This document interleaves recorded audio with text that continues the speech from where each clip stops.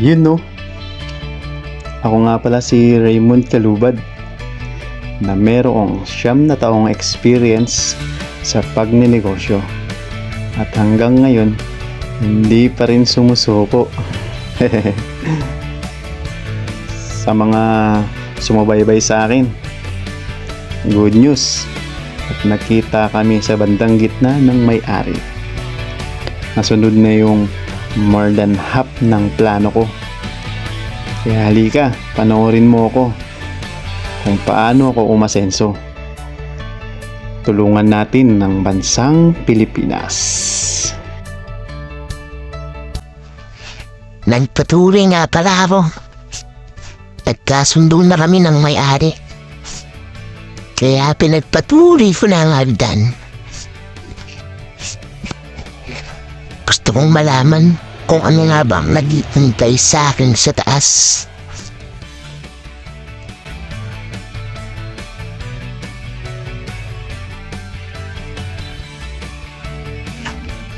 Kaya sa susunod na araw, nilibot ko kayo sa aking munting mansyon.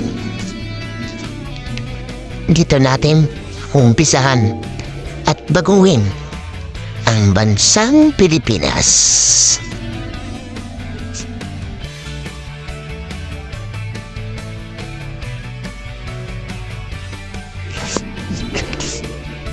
Madadapa, pero babangon.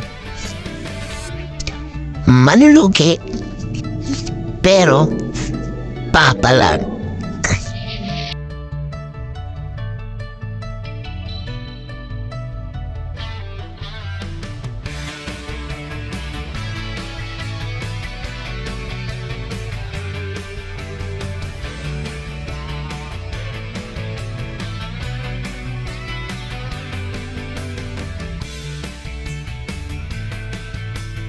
Seryoso? Gusto kong baguhin ang bansang Pilipinas.